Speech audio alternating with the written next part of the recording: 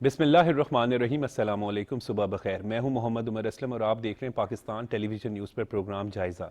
Programme جائزہ میں آج کی اچھی بات، چھین کر کھانے والوں کا کبھی پیٹ نہیں بھرتا جبکہ بانٹ کر کھانے والے کبھی بھوکے نہیں رہتے۔ پروگرام جائزہ میں آج جن خبروں پر ڈسکشن کی جائے گی وہ آپ سے شیئر کر لیتے ہیں۔ پنجاب میں اسموگ ایمرجنسی نافذ، انتخابات کی دستک، سیاسی جماعتیں متحرک، جبکہ غیر قانونی طور پر مقیم غیر ملکیوں کے خلاف آپریشن جاری۔ ملک کی معاشی صورتحال اور غزہ کی صورتحال پر بھی آج پروگرام میں ڈسکشن کی جائے گی۔ ان تمام ٹاپکس پر ڈسکشن کے لیے اسٹوڈیو میں موجود مہمانوں سے آپ کا تعارف کروا دیں۔ سینئر صحافی تجزیہ کار سلمان غنی صاحب ہمارے ساتھ موجود ہیں، سر آپ کا بہت بہت شکریہ ٹائم دینے کے لیے۔ سینئر صحافی تجزیہ کار پرویز بشیر صاحب ہمارے ساتھ موجود ہیں، پرویز صاحب سر آپ کا بھی بہت بہت شکریہ۔ اسموک کی سچویشن جو ہے وہ پنجاب میں خصوصاً لاہور میں اگر دیکھا جائے تو بڑی ورسٹ ہو جاتی ہے، ہمیشہ ہی اکتوبر کے اینڈ اور نومبر میں جو ہے وہ اس کا سامنا کرنا پڑتا ہے۔ جو اطلاعات آتی ہیں، انفارمیشن یہی ہے کہ جو انڈین پنجاب ہے وہاں پر جو فصلوں کی باقیات کو جلایا جاتا ہے جس کی وجہ سے جو ہے وہ یہ اسموگ لاہور میں ہوتی ہے۔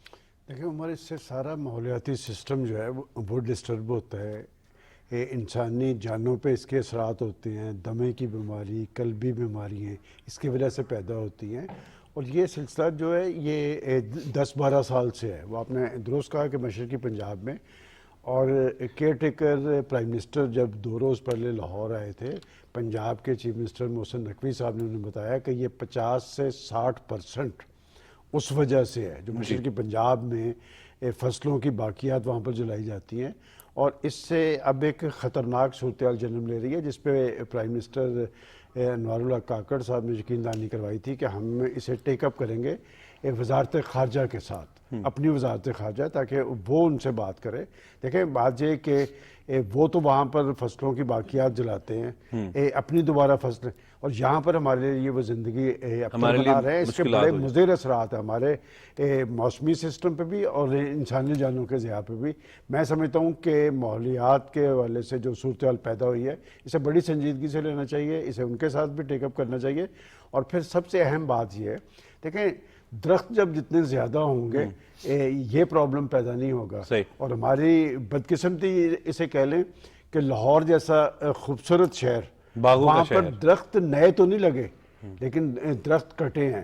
ہمارے ہاں جو فصلیں تھیں شہروں کے قریب، وہاں پر ہاؤسنگ اسکیمیں بن گئی ہیں، وہاں سے فصلوں کا خاتمہ ہوا ہے۔ تو میں سمجھتا ہوں کہ گورنمنٹ آف پنجاب نے بھی اس میں سنجیدگی ظاہر کی ہے، اور اس معاملے میں خود ہماری جو بنیادی ذمہ داری ہیں وہ بھی ادا کرنی چاہیے، اور وہ جو زرعی زمینیں ہیں انہیں ہاؤسنگ اسکیموں میں تبدیل کرنے کی بجائے ہمیں یہ جو سبز پنجاب کا خواب ہے اسے اسی طرح ہی حقیقت کا رنگ دیں۔ بالکل، اور ہمیں تھوڑا سا پرویز بشیر صاحب ہمیں اپنا کردار بھی ادا کرنا چاہیے۔ درخت اگر ہم اپنے گھروں کے باہر لگا سکتے ہیں یا کہیں پہ بھی گرد و نواح میں تو وہ لگانے چاہیے، کیونکہ اسموک کی سچویشن تو 8-10 سال سے بالکل سلمان غنی صاحب ٹھیک کہہ رہے ہیں کہ ورس سے خراب سے خراب تر ہوتی جا رہی ہے۔ یہ اصل میں عمر صاحب یہ 8-10 سال کا معاملہ نہیں ہے، یہ جو ہے کچھ ہماری عادات جو ہیں اس میں بھی خرابی پیدا ہوئی ہے۔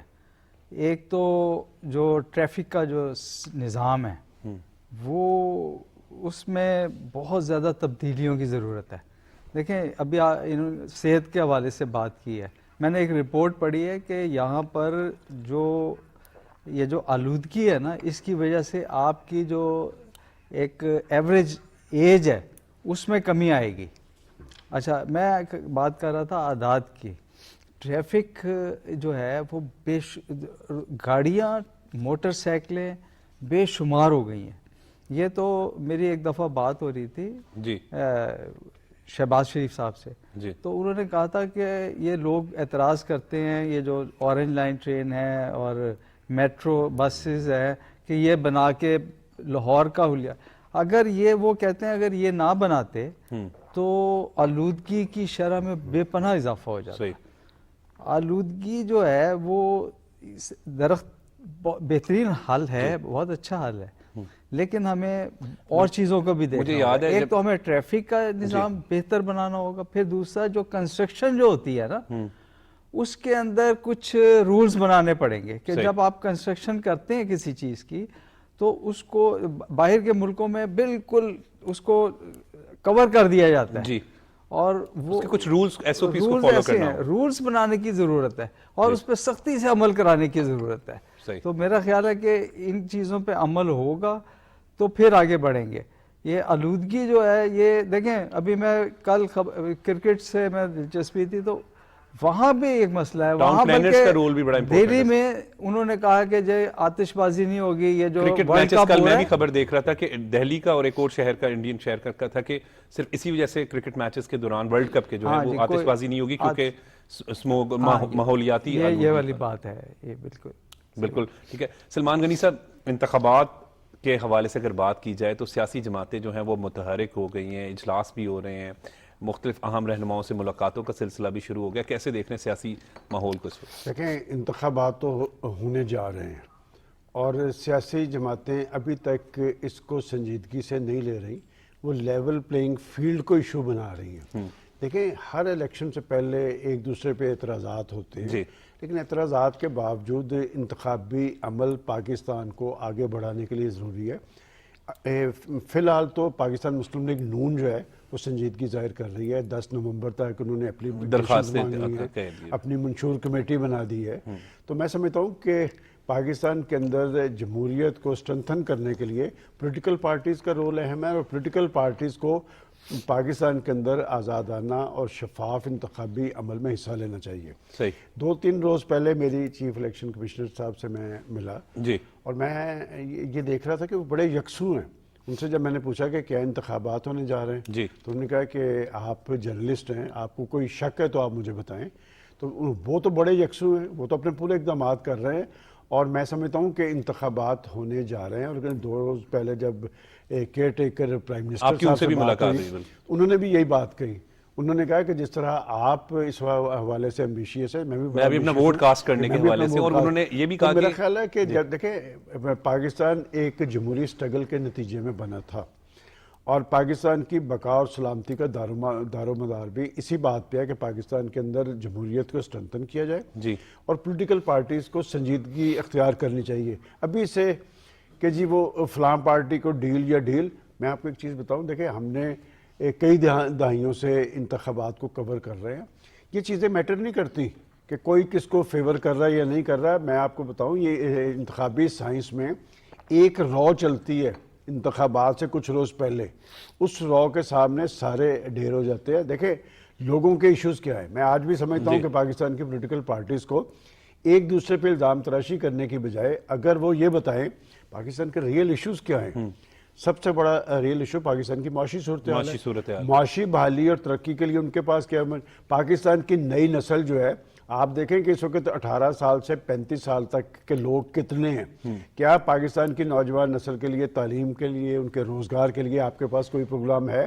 بدقسمتی یہ ہے کہ ہر پارٹی جو ہے وہ اپنے منشور کے اندر تو سب کچھ لکھ دیتی ہے. آپ کو یاد ہوگا کہ آج سے 4 سال پہلے, جب 5 سال پہلے 2018 میں الیکشن ہوئے ہیں, تو ایک پارٹی جو پاکستان کے اندر تبدیلی کی بات کر رہی تھی, اس نے کیا کہا تھا؟ اس نے کہا تھا کہ 1 کروڑ لوگوں کو روزگار دیں گے, 50 لاکھ گھر بنیں گے. کیا لوگوں کو روزگار ملا؟ میرے خیال بے روزگاری عام ہوئی ہے. تو پاکستان کی پولیٹیکل پارٹیز کو اپنی انتخابی مہم میں ایشوز کی بات کرنی چاہیے اور لوگوں کو بتانا چاہیے کہ آپ کے پاس کیا قابل عمل کوئی پروگرام موجود ہے. میں سمجھتا ہوں کہ وہ استحکام پاکستان پارٹی جو ایک نئی بنی ہے, تحریک انصاف سے نکل کے جو لوگ بنے ہیں, انہوں نے پہلا جلسہ اپنا کیا ہے جہانیہ میں, اور میں یہ دیکھ رہا تھا کہ انہوں نے اپنے جلسے میں ایک منشور پیش کیا ہے. وہ قابل عمل ہے یا نہیں, لیکن اتنا ضرور مجھے نظر آیا کہ انہوں نے کوئی کام ضرور کیا ہوا ہے کہ وہ بجلی 300 یونٹ تک بجلی کی بات کر رہے تھے. کاشتکار کو کیا دیں گے, نوجوانوں کے لیے کیا دیں گے. اسی طرح بڑی پولیٹیکل پارٹیز کو یہ چاہیے کہ وہ یہ بتائیں کہ جی ان کے پاس عوام کو دینے کے لیے کچھ ہے, اس لیے کہ پاکستان کے 24 کروڑ عوام مسائل زدہ ہیں, مہنگائی زدہ ہے.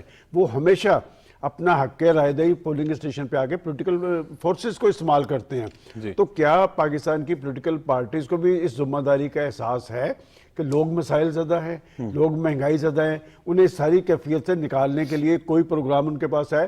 میں سمجھتا ہوں کہ پولیٹیکل پارٹیز اگر الزام تراشی اور گالی گلوچ کی بجائے اس حوالے سے سنجیدگی ظاہر کریں, اس سے آپ کا سسٹم مضبوط ہوگا, اس سے آپ کا جو انتخاب ہے وہ بامقصد ہوگا, اس سے لوگوں کے مسائل کے حل میں مدد ملے گی اور پاکستان آگے کی طرف بڑھے گا.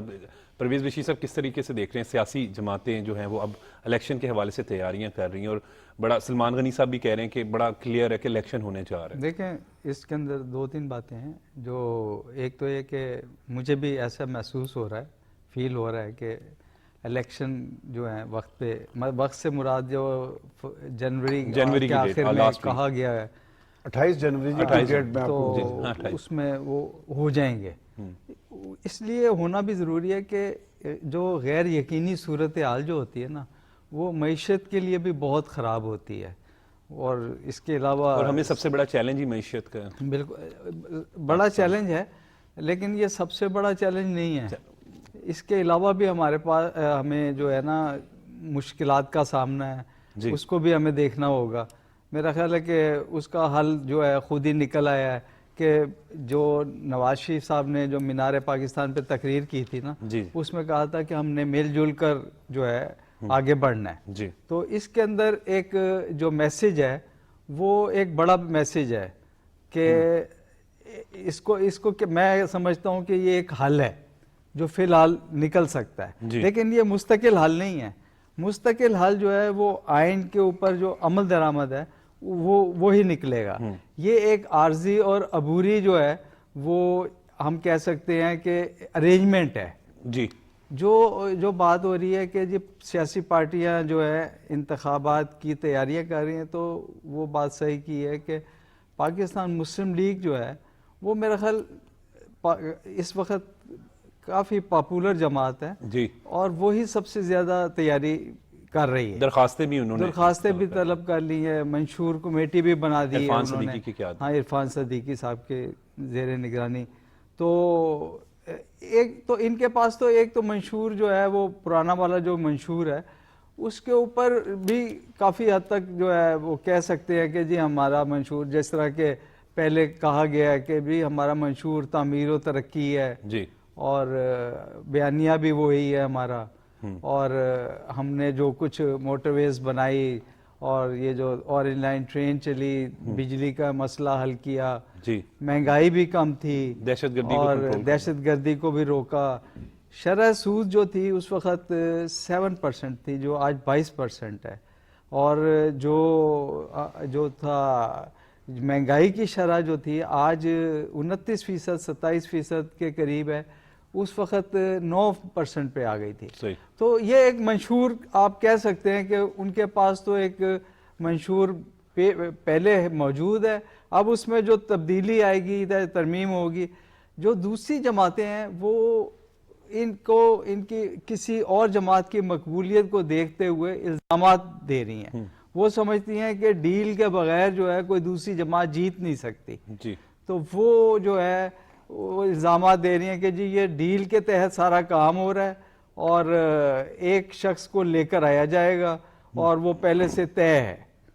یہ ضروری نہیں ہے. میرا خیال ہے کہ وہ جو سلمان صاحب نے بات کی ہے کہ جب الیکشن کا ماحول کھلتا ہے تو سب کچھ صاف نظر بھی آئے گا. دیکھیں الیکشن ڈے جو ہوتا ہے اس سے بھی لوگ ججمنٹ کرتے ہیں کہ کتنے لوگ باہر نکلے. پہلے اس سے پہلے جو جلسے ہوتے ہیں, ایٹماسفیئر سے جو انتخابات کا جو اس سے پہلے جلسے ہوتے ہیں اس سے بھی اندازہ ہو جاتا ہے کہ کس کا. دیکھیں تحریک انصاف اس وقت بہت بری طرح گھری بھی ہوئی ہے, پھنسی بھی ہوئی ہے, اپنے جال میں خود بھی آ گئی ہوئی ہے. تو اس کے لیے بہت مشکلات کا سامنا ہے. میں کہتا ہوں کہ اگر وہ تحریک انصاف کے طور پہ حصہ بھی لے اور اس کا جو جھنڈا ہے وہ بھی الیکشن کمیشن میں مطلب وہ سامنے آئے, اس کا نشان, لیکن یہ دیکھنا یہ ہے کہ جو اس کے ساتھ کام کرنے والے ہیں وہ کون ہوں گے, کون تقریر کرے گا اور کون ان کی باتوں پر یقین کرے گا. سب سے بڑی بات یہ ہے ایک جو بلیم ان کے اوپر الزام جو آ گیا ہے اس کا جو ہے وہ قوم کو بتانا ہوگا اور قوم مطمئن نہیں ہوگی. دیکھیں ان کے اوپر جو سب سے بڑا الزام آ گیا نا وہ ان کا سب سے بڑی غلطی اور سب سے بڑا جو ہے وہ ناکامی ثابت ہوگی. جی کیسے دیکھ رہے ہیں آپ؟ ابھی منشور کے حوالے سے ہم جس طریقے سے بات کر رہے تھے, لیکن آبویسلی پھر جلسے بھی شروع ہو جائیں گے تھوڑے دنوں کے بعد. نومبر ہے, پھر آہستہ آہستہ جو ہے وہ سیاسی درجہ حرارت بڑھنا شروع ہو جائے گا. ہم اخباروں کی جب خبریں دیکھتے ہیں تو اب الزام تراشی والی سیاست اس کو اب ختم ہو جانا چاہیے. دیکھیں عمر، ایک دو چیزیں تو کلیئر کر لیں کہ اس الیکشن میں بھی کوئی پارٹی جو رجسٹرڈ پارٹی ہے وہ الیکشن سے باہر نہیں ہوگی. تحریک انصاف الیکشن کا حصہ ہوگی. میں آپ کو بتا رہا ہوں کہ ان کا جو نشان تھا، بلے کا نشان انہیں ملے گا. لیڈرشپ کو اپنی بے گناہی جو ہے وہ کورٹ میں ثابت کرنی پڑے گی. اور یہ کوئی نئی چیز نہیں ہے. یہ 2018 کے الیکشن میں اس سے کڑی صورتحال تھی پاکستان مسلم لیگ نون میں، نون کے ساتھ، اور ان پہ الزام تھا. پاناما لیکس میں ان کا نام نہیں تھا، اور وہ ایک سازش تھی. وہ سازش کا جال بنا گیا تھا ان کو پھنسانے کے لیے. جو پولیٹیکل فورسز ہوتی ہے، دیکھیں شخصیات اہم نہیں ہوتی، پولیٹیکل فورس اہم ہوتی ہے، اس لیے کہ ہزاروں لاکھوں لوگ اس کا حصہ ہوتے ہیں. نواز شریف کی ذات کو ٹارگٹ کیا گیا، اور سیاسی لیڈرشپ جو ہوتی ہے وہ مصلحتوں کا شکار نہیں ہوتی. آج جو لوگ نواز شریف کو ٹارگٹ کر رہے ہیں، بھئی نواز شریف پاکستان اپنے وطن میں واپس آیا ہے، یہ کوئی جرم تو نہیں اس نے کیا، اور وہ کورٹ کی اجازت سے گیا تھا، کورٹ کی اجازت آگے سرنڈر کی ہے. ایسی کوئی مثال پہلے موجود ہے؟ وہ آئے کورٹ کے اندر بحیثیت ملزم وہ پیش ہوئے ہیں، کورٹ نے انہیں ریلیف دیا ہے. اور جو میں نے بات کر رہا ہوں کہ آپ ذرا کمپیریزن کریں کہ اس وقت جب الیکشن ہو رہا تھا تو انہیں یہاں سزا سنا دی گئی تھی، وہ پاکستان سے باہر تھے، اور وہ پھر بیٹی کو ساتھ لے کے آئے اور سیدھے اڈیالہ جیل چلے گئے. اور جب ان کی اہلیہ بھی بیمار. بات یہ کہ پاکستان کی سیاست میں جیل جانا کوئی جرم نہیں ہے. آپ دیکھیں کہ ولی خان صاحب، ذوالفقار علی بھٹو، مولانا مودودی، مفتی محمود صاحب، اسی طرح اور جیلوں میں گئے ہیں. کوئی ایسی پریشانی والی بات جیلوں نہیں سے ہے. الیکشن لڑے. تو میں سمجھتا ہوں کہ تحریک انصاف کو بھی سنجیدگی ظاہر کرنی چاہیے الیکشن میں. بار بار یہ کہنا ہے کہ جی کسی شخص کو، میں آپ کو ذاتی طور پہ بتاؤں، بطور جرنلسٹ جی سر، میں سمجھتا ہوں، میں ایک دن سوچ رہا تھا کہ یہ نواز شریف کو جس طرح ٹارگٹ کرتے ہیں، ان کو تو ضرورت ہے اس بات کی کہ پاکستان کے اندر نواز شریف صاحب آ رہے ہیں. نواز شریف صاحب کی اہمیت اور حیثیت کیا ہے؟ انہوں نے مخالفت کر کے پاکستان کے عوام کو بتا دیا کہ جناب یہ پاکستانی نہیں آ رہے، یہ اقتدار میں بھی آ رہے ہیں. یہ ان کے سیاسی مخالفین نے ان پہ ایک احسان کیا بہت بڑا. میں سمجھتا ہوں کہ پولیٹیکل پارٹیز کو سنجیدگی ظاہر کرنی چاہیے الیکشن میں. 2018 میں نواز شریف صاحب کی نااہل قرار دے دیے گئے تھے. پارٹی نے الیکشن لڑا، پورا الیکشن لڑا. پھر کیا ہوا؟ تمام تر پلاننگ کے بندوبست کے باوجود وہ پنجاب کے اندر جیتے. 129 سے نشستیں انہوں نے 121 تمام تر اداروں کی معاونت کے باوجود وہ الیکشن یہاں ہارے. لیکن پھر وہ جو بندوبست ہوتا ہے اس پر عمل درآمد ہو گیا. اکثریت کو اقلیت میں تبدیل کر دیا گیا، اقلیت کو اکثریت میں. انہیں یہ نہیں پتا تھا کہ اس کا خمیازہ ہم پہلے بھگت چکے ہیں. 1970 میں پاکستان ٹوٹ گیا تھا. اس وقت 163 والی پارٹی جو تھی انہیں ہم نے اقتدار نہیں تھا دیا، 87 والی کو اقتدار دیا تھا. پاکستان ٹوٹ گیا تھا. ایک تو الیکشن فیئر ہونے چاہیے، اور الیکشن کمشنر یہ بات کہتے ہیں کہ جی مجھے الیکشن کرانے سے غرض ہے، کیا میری کوئی ساکھ نہیں ہے؟ کیا میرے ادارے کی کوئی ساکھ نہیں ہے؟ مجھے اس بات سے غرض نہیں ہے. ہم نے اپنا بندوبست کرنا ہے پاکستان کے اندر آزادانہ اور فیئر الیکشن کے حوالے سے. اور پھر نگران حکومت جو ہے، کوئی یہ چاہے گا کہ جی تاریخ کے اندر اسے برا کہا جائے. تو میں سمجھتا ہوں کہ سیاسی جماعتیں اس ساری صورتحال میں الجھنے کی بجائے اگر وہ انتخابات پر سنجیدگی ظاہر کرے اور اپنا منشور سامنے لے کے دنیا کے اندر منشور ہوتے ہیں، منشور کی بنیاد وہ بتاتے ہیں. آپ نے ماحولیاتی آلودگی کی بات کی، ذرا دنیا کے منشور اٹھا کے دیکھیں، وہ اربوں خربوں ڈالر اس پہ رکھتے ہیں، وہ ایجوکیشن پہ رکھتے ہیں، وہ بتاتے ہیں کہ ہم اقتدار میں آ کے صحت کے حوالے سے کیا اقدامات کریں گے. وہ اپنے اپنے جو لوگوں کے ایشوز ہیں ان کو ایڈریس کرتے ہیں. ہمارے یہاں پہ جو سلسلہ شروع ہو گیا ہے کہ شخصیات کے گرد سیاست گھومتی ہے. شخصیات کے گرد سیاست گھومنے کا سب سے بڑا نقصان یہ ہوتا ہے کہ اگر شخصیات ٹارگٹ ہو جائے تو پھر پارٹی بے بس رہتی ہے. ایک بات جو بھی پرویز صاحب نے بھی کی ہے کہ مسلم لیگ نون ایکٹیو کیوں ہوئی ہے. دیکھیں عمر، آپ بھی فیلڈ میں رپورٹنگ کرتے رہے ہیں. اگر میرے سے پوچھے تو ہمیں یہ تلخ حقائق سامنے رکھنے چاہیے. 21 اکتوبر سے پہلے پاکستان مسلم لیگ نون کی یہ پوزیشن نہیں تھی. اور نواز شریف صاحب کے آنے کے والے سے بھی لوگ ڈاما ڈول تھے. ہم لوگ تو بڑے کلیئر تھے، بھائی اپنے ایک شخص ہے 3 دفعہ پرائم منسٹر رہا ہے، اپنے گھر واپس آ رہا ہے، آپ اس کے بارے میں یہ کہہ رہے ہیں کہ جو وہ نہیں آئے گا. وہ اس لیے ہوا کہ اس شخص کے واپس آنے کے بعد وہ ایک سمبل تھا ڈیلیور کرنے پہ. اس لیے کہ 3 دفعہ پرائم منسٹر رہا تھا. اس کا جرم کیا تھا؟ میں آپ کو صرف ان کا 2017 کا جرم بتاتا ہوں. میں ہمیشہ آپ کے پروگرام میں یہ بات کہتا ہوں. ان کا جرم یہ نہیں تھا پاناما لیکس میں. ان کا جرم یہ تھا کہ وہ سی پیک پر جس اسپرٹ کے مطابق عمل درآمد چاہتے تھے، اگر سی پیک پر اس وقت اسی اسپیرٹ کے مطابق عمل درآمد ہوتا تو پھر معاشی چیلنج ایسا نہیں تھا. آج آپ نے اپنے ابتدائیے میں کہا بھائی آئی ایم ایف ماضی کے اندر بھی آتا رہا ہے, کبھی چھوٹی سنگل کالم خبر لگتی تھی, آئی ایم ایف کو اتنا بڑا ایشو نہیں تھا. اور یہ نواز شریف تھا جنہوں نے ایک پروگرام مکمل کر کے دیا تھا اور ساتھ کہا تھا کہ ہم آئی ایم ایف کے اس معاملے سے باہر آئیں گے. آئی ایم ایف کون ہوتا ہے؟ کیا پاکستان کی معیشت میں اتنی سٹرنتھ نہیں ہے؟ کیا پاکستان قدرتی وسائل سے مالا مال ملک نہیں ہے؟ صرف آپ کے ہاں گورننس نہیں ہے. اگر گورننس ہو یہ آپ کی مہنگائی, بے روزگاری, غربت سب پہ قابو پایا جا سکے گا. اور پھر ایک بات میں ضرور کہوں گا کہ یہ جو ہم ارب 2 ارب ڈالر کے لیے بھیک مانگتے پھرتے ہیں, ہم نیوکلیر پاور ہیں, ایک ہاتھ میں ہمارے نیوکلیر ہے, دوسرے ہاتھ میں ہمارا کشکول ہے. یہ کشکول تب ٹوٹے گا جب تک پاکستان کی پولیٹیکل پارٹیز اور پولیٹیکل لیڈرشپ پاکستان کے ساتھ سنجیدہ نہیں. بالکل, اس پر پوائنٹ آف ویو لیں گے پرویز بشیر صاحب کا, لیکن وقت ہو رہا ہے بریک کا.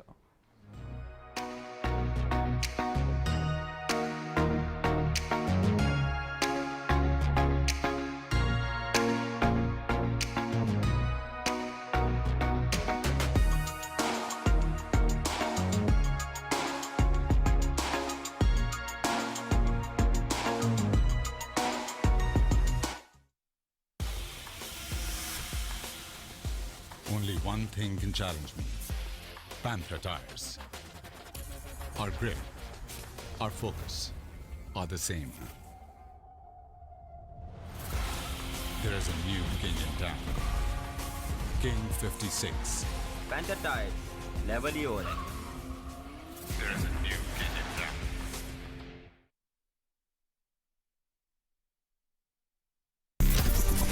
कोई छक्का मार दे या कोई विकेट उड़ा दे या फिर कोई कैच गिरा दे, होगा ये सब डिस्कस. शो है गेम उठा दे, only on PTV home.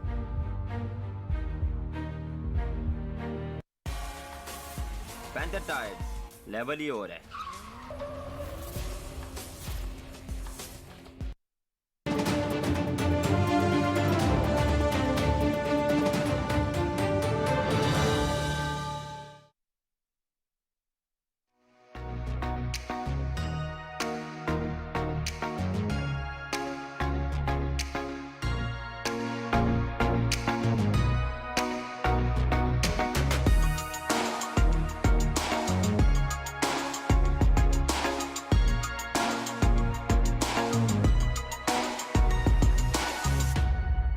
Welcome back. Parvez Bashir صاحب, ابھی سلمان غنی صاحب بڑی ڈیٹیل میں بات کر رہے تھے سارا اس کے سیاسی صورتحال پر بھی, اور آئندہ کیا ہونا چاہیے, منشور کیا ہونا چاہیے.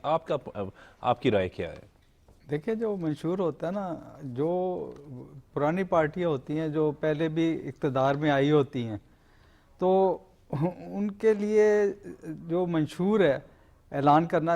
ابھی بات ہوئی تھی استحکام پارٹی نے جو کہا کہ جی بجلی کی قیمت ہم اتنی کر دیں گے, اور کچھ یونٹس 300 یونٹ آئی تھنک, تو وہ ان کا وہ تو کہہ سکتے ہیں.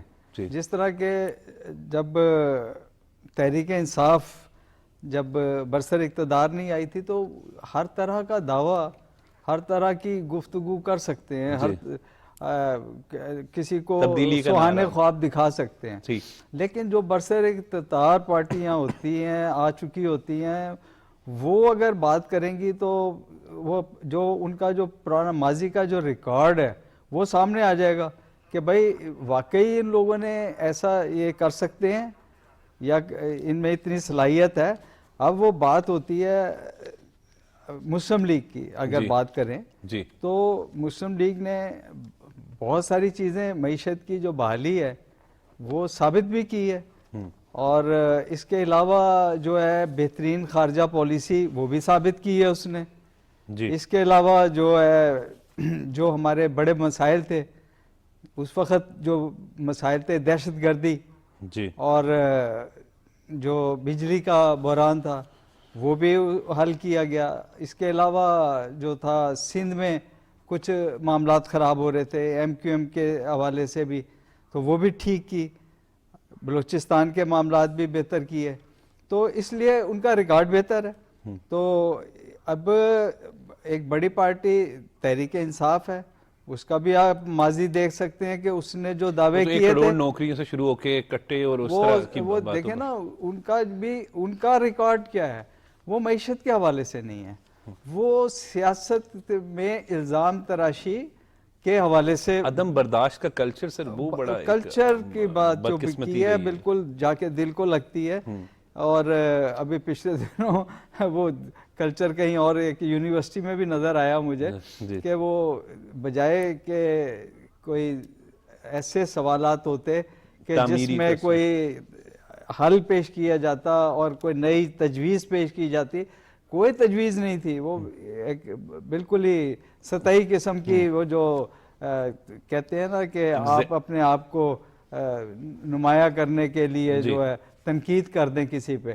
اچھا بات ہو رہی تھی آپ کی منشور یا سیاسی پارٹیوں کے حکمت عملی کے حوالے سے. حکمت عملی کے، تو میرا خیال ہے کہ اب جو ہے ماضی کے حوالے سے اگر دیکھ لیں تو قابل اعتماد جو ہے وہ اس میں چند لیڈر ہی آتے ہیں، اس میں نواز شریف بھی نمایاں ہے.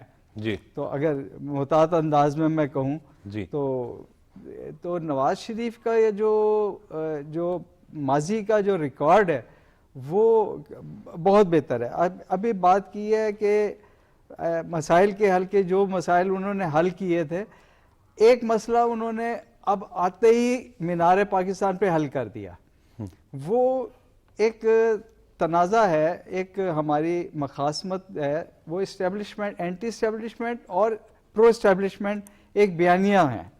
انہوں نے میرا خیال ہے، میرے اپنے خیال میں انہوں نے وہ مسئلہ بھی فی الحال حل کر دیا ہوا ہے کہ بھائی مل کے سب نے ساتھ چلنا ہے. سیاسی پارٹیوں کے ساتھ جو مسائل ہوتے ہیں اس کو بھی انہوں نے حل کیا ہے. انہوں نے کہا میں کسی کے خلاف نہیں جاؤں گا. ترجیح بھی سر پاکستان ہونی چاہیے کسی بھی، تو انہوں نے یہی میسج دیا ہے.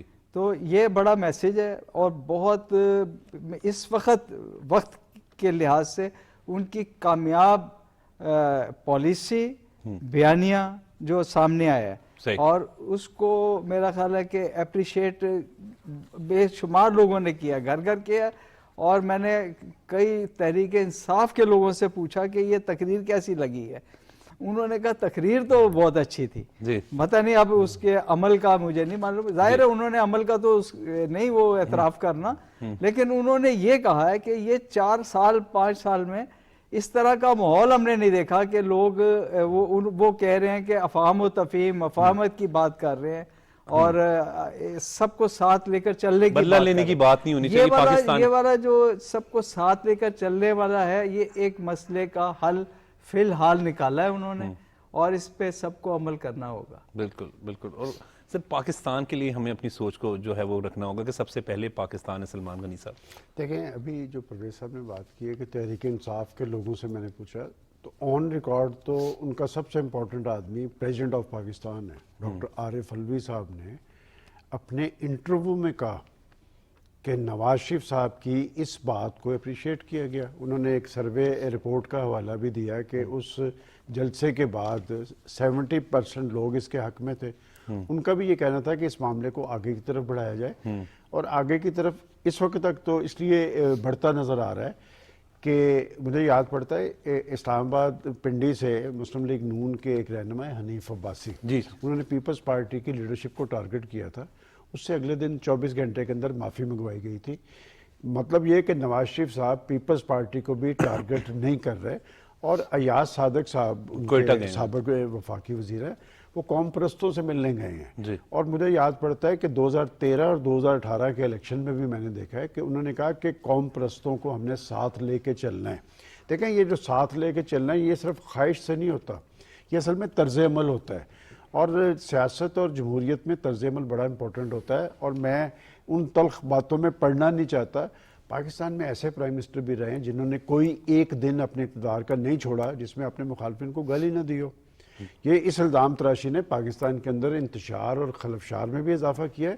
اور ایک بات میں ہمیشہ کہتا ہوں کہ ہر پارٹی کے پاس ایک بڑا پوزیٹو پلس پوائنٹ ہوتا ہے جس کی بنیاد پر وہ سیاست کرتے ہیں. مثلا پیپلز پارٹی ہے، پیپلز پارٹی کو آپ کچھ بھی کہیں، یہ آئین پاکستان ان کا بہت بڑا پلس پوائنٹ ہے. اور ابھی جب پرویز صاحب آئین کی بات کر رہے تھے، وہ تو نسخہ کیمیا ہے. ہمارا سب سے بڑا المیہ اگر میرے سے یہ پوچھیں تو آپ اس سے نسخہ کیمیا پہ ہی عمل پیرا ہو جائیں تو وہ جو ہم یہ بار بار اسٹیبلشمنٹ کا لفظ استعمال کرتے ہیں وہ اسٹیبلشمنٹ پاکستان کی ہے، ادارے بھی پاکستان کے ہیں. ان کے اندر لائنز ڈرا کر دی گئی ہیں. اور پرابلم اسی وقت پیدا ہوتی ہے جب ایک ادارہ یہ جو پارلیمنٹ ہے یہ بھی تو ایک ادارہ ہے, حکومت بھی ایک ادارہ ہے جی. یہ جب ایک دوسرے کے کام میں ٹانگ اڑانے کی کوشش کی جاتی ہے تب پرابلم پیدا ہوتی ہے. تو نسخہ کیمیا تو وہ ہے, لیکن وہ ایک آئیڈیل صورتحال ہے.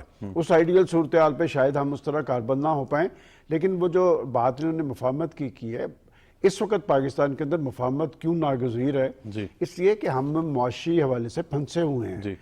آئی ایم ایف ہمارے لیے ایک ہوا ہے, اور آئی ایم ایف آپ کو یہ نہیں کہتا کہ جی وہ کہتا ہے جی آپ اپنا مالیاتی ڈسپلن قائم کریں, آپ جو کہتے ہیں اس پہ عمل پیرا ہوں.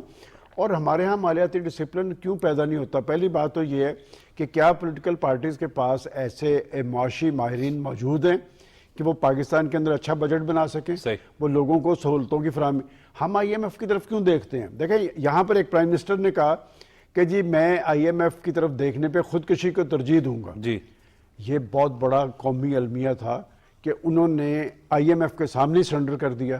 اور آج جب ہم پیٹرولیم, بجلی, گیس ان کی بات کرتے ہیں تو یہ سب کچھ ان کے ہاتھ میں چلا گیا. وہ فیصلہ کرتے ہیں, شرائط کو پورا کرنا پڑتا ہے. اسلام آباد کے اندر ہمارے فیصلے کیوں نہیں ہوتے, ہمارے فیصلے باہر کیوں ہوتے ہیں؟ میں سمجھتا ہوں کہ میں اس لیے بار بار یہ بات کہہ رہا ہوں کہ جی پولیٹیکل پارٹیز سنجیدگی ظاہر کریں اور اپنی سیاست کو چور دروازوں کے ساتھ منسلک نہ کریں. چور دروازوں سے آنے والی حکومتیں جو ہیں وہ کبھی کھڑی نہیں رہتی ہیں اور ان کے جانے پہ کوئی نہیں روتا. دیکھیں یہ طیب اردوان کی مثال میں دیتا ہوں, اس کے خلاف بھی یہی کچھ ہوا تھا. وہ ڈیلیور کر رہا تھا, لوگوں کو جمہوریت کے ثمرات پہنچ رہے تھے. آپ کو پتا ہے کہ وہاں بھی شب خود مارا گیا تھا, لوگ سڑکوں پہ آ گئے تھے, ٹینکوں کے سامنے لیٹے تھے. تو طیب اردوان آج وہاں کی بہت بڑی حقیقت ہے. اور میں فلسطین کے ایشو پہ دیکھ رہا ہوں, انہوں نے تو اسرائیل کو تسلیم کیا ہوا ہے, ان کے تو اچھے تعلقات تھے, لیکن لیڈرشپ کیا ہے؟ میں 4 روز پہلے اس کو وہاں پر لاکھوں کی ریلی تھی فلسطینیوں کے ساتھ, اس نے اسرائیل کو باور کروایا کہ ایک حد سے آگے بڑھنے کی کوشش نہ کرو ورنہ ہم بھی رد عمل پہ مجبور ہوں گے. لیڈرشپ یہ ہوتی ہے.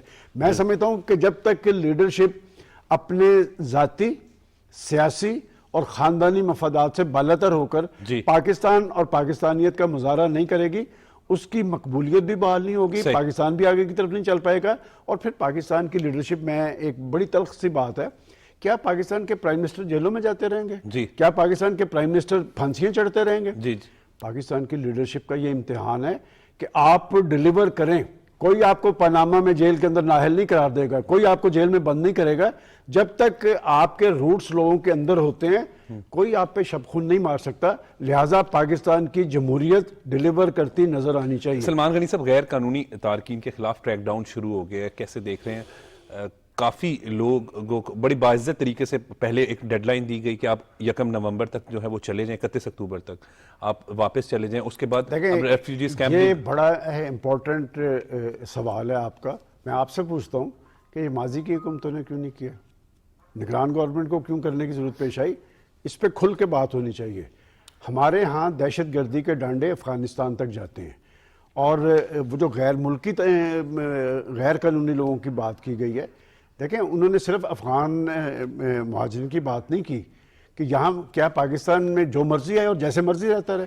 بڑا ایشو یہ ہے کہ وہاں پر دہشت گردی کے حوالے سے جڑیں تھی, وہاں پر جو طالبان انتظامیہ آئی ہے, پاکستان کا بڑا اہم رول تھا. پاکستان نے ان کو سہولت کاری کے فرائض کیوں سر انجام دیے؟ دوحہ معاہدہ کیا, مری کے اندر مذاکرات کروائے, اور امریکہ جیسی طاقت کے سامنے صرف پاکستان کھڑا تھا کہ جب تک آپ افغانستان کے مسئلے کا سیاسی حل نہیں نکالیں گے اس خطے میں استحکام نہیں آئے گا. میں آپ سے پوچھتا ہوں کہ ہم نہیں دیکھتے تھے کہ لاکھوں کی تعداد میں موجود ہے, وہ ٹیکس کیوں نہیں دیتے؟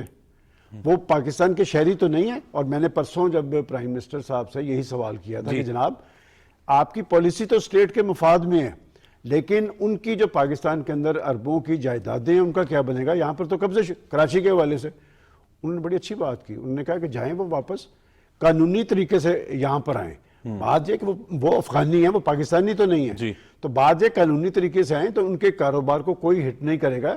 میں سمجھتا ہوں کہ ہم نے اپنا ہاؤس ان آرڈر کرنا ہے. اور پھر جب طالبان انتظامیہ وہاں بس اقدار آئی ہے, وہاں آنے کے بعد وہ پاکستان کو کہہ رہے ہیں کہ جی آپ اپنی ریٹرن دیکھیں. ہم نے ان کو شواہد دی ہیں کہ یہ لوگ وہاں پر ان کے اڈے موجود ہیں, وہاں پر ان کے ٹریننگ سینٹر موجود ہیں. یہ جو این ڈی ایس اور راہ کا گٹھ جوڑ تھا, وہاں ٹریننگ کیمپس قائم کیے گئے تھے. طالبان سے تو ہمیں یہ توقع تھی کہ وہ آئیں گے, وہ افغانستان کے اندر امن بھی قائم کریں گے، اور انہوں نے کہا تھا اگر آپ کو یاد ہو جی جی، کہ اس کے بعد ہمسایہ ممالک کے اندر دہشت گردی نہیں ہوگی۔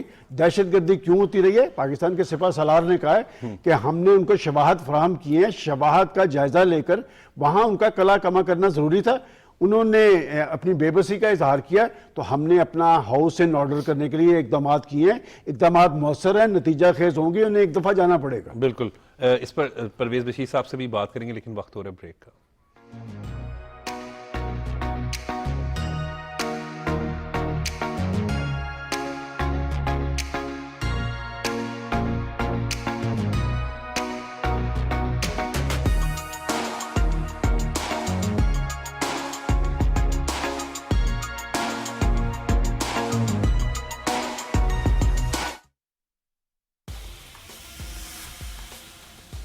Only one thing can challenge me.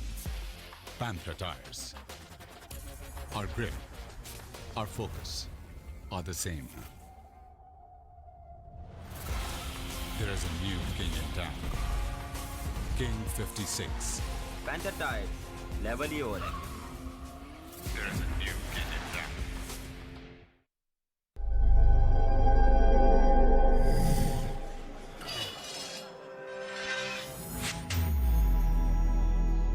तवानाई की बचत का वादा निभाएं, मईशत बचाएं, मुल्क चलाएं।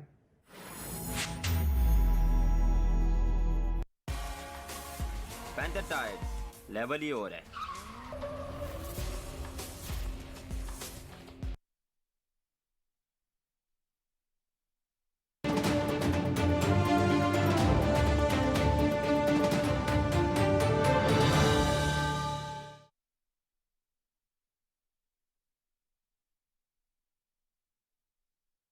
महफिल में बार बार किसी पर नजर गई, हमने बचाई लाख मगर, हमने बचाई लाख मगर फिर उधर गई।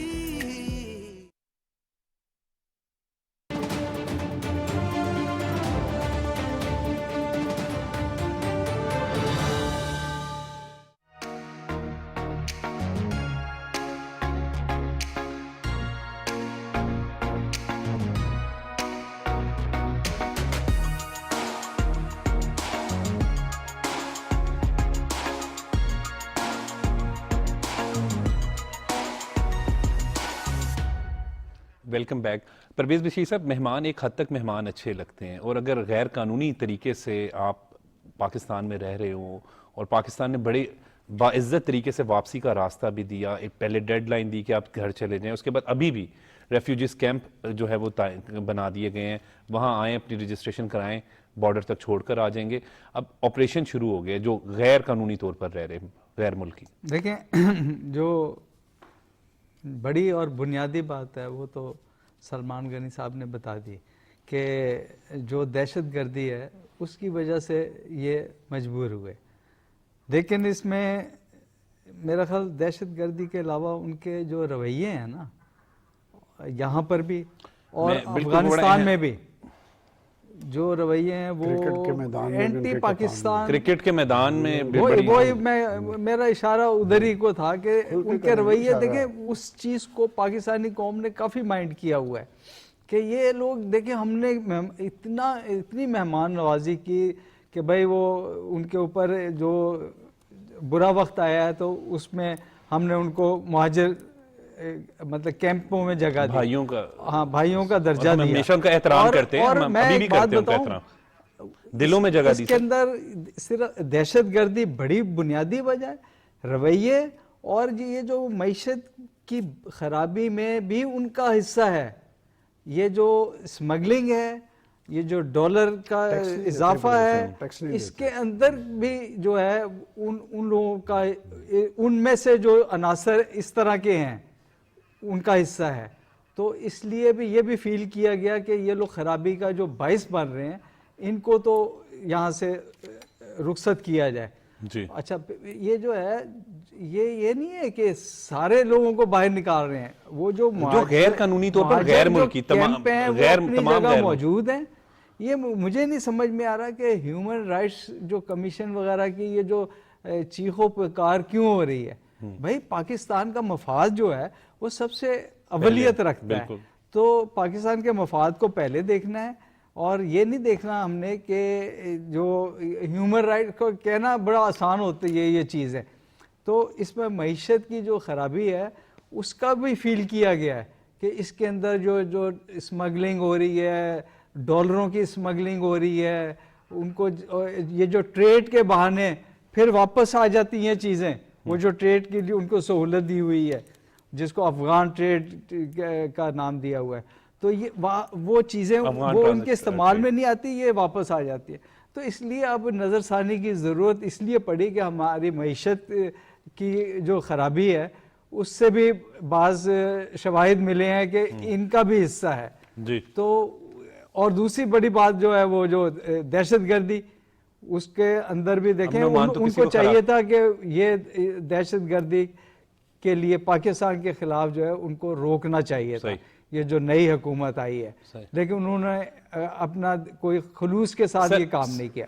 سر لاہور ہی کے اندر ہم تینوں لاہور کے ہی ہیں, لیکن اہم مارکیٹس میں نام ہمیں پتہ ہی ہیں, لیکن پھر بھی چلیں مارکیٹس کا نام لیے بغیر بھی اگر بات کی جائے تو وہاں پر جو غیر ملکی بیٹھے ہیں ان کے تاجروں کے رویے ہمارے ساتھ جو ہیں وہ انتہائی غیر مناسب ہوتے ہیں. یہی والی بات ہوئی نا کہ اگر بیہیویئر رویے جو صحیح ہوں, کچھ کے ہم سب کی بات نہیں کریں, کچھ مخصوص کی بات کریں, جو باقی تو معصوم ہیں اور ہمارے دلوں میں ہیں سر, لیکن مہمان ایک حد تک قانونی ہے وہ قانونی ہے. جی بالکل. سر غزہ کی صورتحال پر بھی بات کر لیتے ہیں. غزہ کی صورتحال تو بڑی افسوسناک ہے, اور آپ کو صحیح بتاؤں کہ گھر گھر جو ہے وہ جس کو کہتے ہیں نا اتنے دکھی ہیں دل کہ لوگ کہتے ہیں کہ بس کچھ کر لو, مطلب وہ کہتے ہیں پاکستان کے پاس اتنا کچھ ہے, اسلحہ بھی ہے, کرتے کیوں نہیں ہے.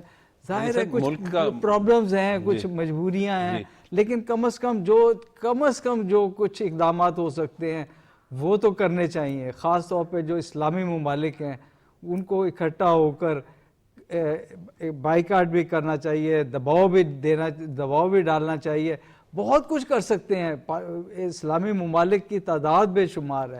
اور اس کے علاوہ جو ہے جو مغربی ممالک ہے ان کی عوام جو ہے وہ جو ہے وہ جو ظلم ہو رہا ہے اس کے وہ خلاف آئے ہیں سڑکوں پہ.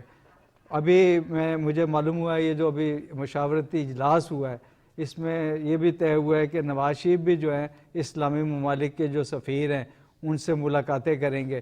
مطلب ایک لائحہ عمل اب بنائیں گے.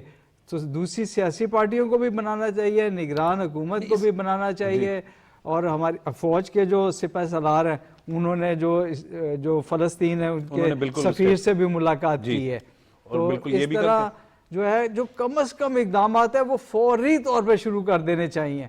مطلب میں یہ نہیں کہہ رہا کہ ان کے خلاف جنگ شروع کر دینی چاہیے, یہ آخری آپشن ہے, لیکن اس سے اس کے علاوہ جو آپشنز ہوتے ہیں وہ فوراً استعمال کرنے چاہیے. بالکل. اور سلمان غنی صاحب 3,500 سے زائد معصوم شیرخوار بچے, 8,500 سے زائد فلسطینی شہید ہو گئے, 20,000 سے مطلب ہزاروں کی تعداد میں جو ہیں وہ فلسطینی زخمی ہو گئے ہیں. دل خون کے آنسو روتا ہے. یہ بالکل بات درست کریں کہ وہ ویڈیوز جب دیکھتے ہیں وہ دیکھیں عمر ابھی جو بات کی گئی ہے اس پہ رد عمل تو عالم اسلام میں ہونا چاہیے تھا اور ہوا مغرب میں, اس لیے کہ وہ ہیومینٹی کی بات کرتے تھے, ہیومن رائٹس کی بات کرتے تھے, لیکن ہم ماضی کے اندر کہا کرتے تھے کہ جی عالم اسلام کی حکومتیں امریکہ کے ساتھ ہیں اور لوگ امریکہ کے خلاف ہیں. آج ذرا مغرب کی طرف دیکھیں کہ وہاں کی حکومتیں اسرائیل کی پشت پہ کھڑی ہیں اور وہاں کے عوام سڑکوں پہ ہیں انسانیت کی بنیاد پہ. لیکن اتنی مایوسی کی کیفیت تھی, اور میں اس ساری صورتحال کو بڑا کینلی دیکھ رہا ہوں. میں نے آپ کو یہ ہمارے سعودی ولی عہد جو ہیں MBS محمد بن سلمان, میں ایکسپیکٹ نہیں کرتا تھا. اس نے 7 اکتوبر کو یہ واقعہ شروع ہوا ہے, 9 اکتوبر کو اس نے کہا کہ وہ جو اسرائیل سے معاملات چل رہے تھے وہ ختم ہے. اس لیے کہ آپ ٹائمنگ دیکھیں کیا ہے 7 اکتوبر کی. 7 اکتوبر سے پہلے ہمارے 4-5 اسلامی ممالک اسرائیل کو تسلیم کر چکے تھے, ہم سعودی عرب کی طرف دیکھ رہے تھے. اس کا سب سے بڑا فائدہ ہوا ہے کہ فلسطین کا ایشو نے ایک عالمی حیثیت اختیار کیا ہے, اور وہ حماس سے چند ہزار پہ مشتمل فورس تھی. اور یہ کون لوگ ہیں؟ یہ 85% یہ لوگ یتیم ہیں، ان کے اہل خانہ کو قتل کیا اسرائیل نے. اور میں حیران ہوا کہ ترکی الفیصل، شہزادہ ترکی الفیصل جو ایمبیسڈر ہیں وہاں امریکہ میں سعودی عرب کے، اس شخص نے وہاں پر کہا، اس نے کہا کہ آپ یہ بتا رہے ہیں ہمیں کہ یہ حماس نے جارحیت کی ہے، اگر انہوں نے جارحیت کی ہے تو ہمیں بتایا جائے کہ 75 سال سے وہ جو قتل و غارت کا سلسلہ وہاں پر شروع تھا وہ کیوں ہے. اور پھر آپ دیکھیں یو این کا پلیٹ فارم کہ امریکہ وہ جو ہیومن رائٹس کی بات کرتا ہے بری طرح ایکسپوز ہوا، اس کا مکروہ کردار سامنے آیا ہے. اور جس دن بائیڈن گئے ہیں اسرائیل، آپ کو پتہ ہے سب سے بڑا واقعہ اس دن ہوا، 800 ایک ہاسپٹل پہ بمباری کی، جی 800 لوگ وہاں پر مارے گئے، اور وہ کہہ رہے ہیں کہ ہم غیر مشروط طور پہ اسرائیل کے ساتھ ہیں. اور جنرل اسمبلی کی ریزولیشن وہ عرب ممالک نے پیش کی تھی، 112 ممالک ان کے ساتھ ہیں پاکستان سمیت، اور امریکہ کے ساتھ کتنے تھے؟ 14. اس کا مطلب یہ جو اسرائیل جو کچھ کر رہا ہے وحشیانہ بمباری اور یہ جو بچوں کی، میں یہ پوچھتا ہوں کہ یہ امریکہ کو وہ جو بچوں کی چیخو پکار اور خواتین کے ساتھ جو زیادتی کا عمل ہے اس پہ اس کی آنکھیں نہیں کھل پا رہی. اور مسئلہ کیا ہے؟ مسئلہ یہ ہے کہ یہ جو یو این ہے نا، یہ امریکہ کی لونڈی ہے. اس کا کردار آپ دیکھیں، جہاں پر امریکی مفاد ہوتے ہیں، میں یہ ریزولوشن کی بات کر رہا ہوں، ریزولوشن پاس ہو گئی، اس پہ عمل درآمد کیوں نہیں ہوگا؟ اس لیے نہیں ہوگا کہ ان کا اصل جو ہے وہ تو امریکہ کے کہنے پہ چلتے ہیں کہ استصواب رائے اصل ایشو ہے نا، کہ وہاں پر جہاں پر امریکہ کا مفاد ہوتا ہے سوڈان میں بھی وہ کرا دیتے ہیں، مشرقی تیمور میں بھی کرا دیتے ہیں، ایریٹریا میں بھی کروا دیتے ہیں. یہ فلسطین اور کشمیر پہ کیوں نہیں کراتے؟ یہ درجنوں ریزولیشنز وہاں پر موجود ہیں، لیکن صرف اس لیے کہ یہ مسلمان ہیں. کیا ان کے خون کا رنگ سرخ نہیں ہے؟ کیا یہ گوشت پوش کے انسان نہیں ہیں؟ وہاں پر امریکہ کا رول بری طرح ایکسپوز ہوا ہے. اور اس میں دیکھیں چین نے، رشیا نے، اور پھر عالم عرب کی میں بات کروں گا کہ وہاں پر بھی ایک تحریک پیدا ہوئی ہے کہ آپ دیکھیں کہ قطر کا وزیر خارجہ یو این کے اندر اسرائیل کے وزیر خارجہ کو شٹ اپ کال دیتا ہے اور وہ اسے کہتا ہے گیٹ آؤٹ، اور وہ اسے نکلنا پڑتا ہے وہاں سے. میں سمجھتا ہوں کہ وہ شر میں سے خیر کا پہلو یہ ہے کہ جی اب دنیا تقسیم ہوئی ہے اس ایشو پہ. ایک 7 اکتوبر کے اقدام سے کہ جی وہ 7 اکتوبر کو حماس نے کیا ہے، ان کے ساتھ روز ہوتا تھا، ان کے بچے مارے جاتے تھے، کوئی عالمی ضمیر حرکت میں نہیں آتا تھا، کوئی چیخو پکار نہیں ہوتی تھی، تنگ آمد بجنگ آمد. تو بات یہ کہ وہ اگر آئے ہیں، کیا حماس کے بارے میں تو یہ سنا تھا کہ وہ کہتے تھے کہ ہم ان کو کچا چبا جائیں گے. کیا وجہ ہے کہ ابھی تک آپ کو پتہ ہے انہوں نے الٹیمیٹم دیا تھا کہ غزہ سے نکل جاؤ، الٹیمیٹم پہ عمل درآمد کیوں نہیں ہوا؟ اس کا مطلب قوم کھڑی ہے. اور پھر سب سے اہم بات جو طیب اردوان نے کہی ہے، اس نے کہا کہ آپ ہمیں امتحان میں نہ ڈالیں، یہ ساتھ ساتھ جڑے ہوئے ملک ہیں. یہ امریکہ نے اس طوطے میں ان کی جان کیوں ہے؟ وہ مشرق وسطیٰ کو اسرائیل کے ذریعے چلانا چاہتے تھے، اب نہیں ہوگا ایسے. اور بات یہ کہ میں سمجھتا ہوں پاکستان کی بات ہے، ایک میرا کمپلیکس ضرور ہے بطور پاکستانی، یہ میں بات پہلے بھی کہہ چکا ہوں، کاش پاکستان کے اندر ایک مؤثر اور مضبوط لیڈرشپ ہوتی. ہم ایک نیوکلیئر پاور ہیں، پتہ چلتا کہ پاکستان کہاں کھڑا ہے، ہمیشہ عالمی ایشوز پہ پاکستان کو فالو کیا جاتا تھا. آج ہمارے ہاں لیڈرشپ کا بحران ہے. میں سمجھتا ہوں کہ پاکستانیوں کے دل فلسطینیوں کے ساتھ ہیں. اسرائیل کی مذمت بھی کرنی چاہیے، اور ان کی ہم کیا مدد کر سکتے ہیں؟ سوشل میڈیا کے محاذ پہ مدد کر سکتے ہیں. خوراک جانی شروع ہو چکی ہے. پاکستانی چیریٹی کے حوالے سے پاکستانی چیریٹی کے حوالے سے انہوں نے ایک مثال قائم کی ہے. آج اس چیریٹی کا جو الخدمت آپ دیکھیں، الخدمت ایک ادارہ ہے، وہ وہاں پر پہنچا ہے، اور پاکستانی اس حوالے سے کبھی پیچھے نہیں رہے. خوراک، ادویات، سب کچھ وہاں جانا شروع ہے، اور پاکستانیوں کو اس کے لیے کام کرنا. بالکل، بہت بہت شکریہ سلمان غنی صاحب. اس میں ذرا سا میں کر دوں کہ 4 غیر مسلم ممالک ہیں جنہوں نے ان سے وہ کر دیا ہے، سفارتی تعلقات ختم کر دیے. تو یہ لمحہ فکریہ ہے جن لوگوں نے ان سے تعلقات اسلامی ممالک نے کیے ہوئے ہیں، ان کے لیے لمحہ فکریہ. اور بالکل بہت بہت شکریہ پرویز بشیر صاحب، آپ نے اپنا قیمتی وقت دیا. ناظرین، آج کے پروگرام میں پنجاب میں جو اسموگ ایمرجنسی نافذ کر دی ہے اس پر بات کی گئی، ملک کی سیاسی و معاشی صورتحال پر بھی جو ہے وہ آج کے پروگرام میں ڈسکشن ہوئی، اور غزہ کی صورتحال پر بھی بات ہوئی. اور غزہ کی صورتحال کے حوالے سے بالکل درست کہا کہ پاکستانیوں کے دل فلسطینیوں کے ساتھ ہیں. ہیں, سوشل میڈیا پر جتنا میکسیمم ہے وہ کر سکتے ہیں, فلسطینیوں سے اظہار یکجہتی یا ان کی آواز بلند کر سکتے ہیں, وہ ہمیں کرنا چاہیے, کیونکہ غزہ کی صورتحال دیکھ کر واقعی دل خون کے آنسو روتا ضرور ہے, لیکن پاکستانی قوم جو ہے وہ مکمل فلسطینیوں کے ساتھ ہے. مجھے اجازت دیں, دیکھتے رہیں پاکستان ٹیلی ویژن نیوز.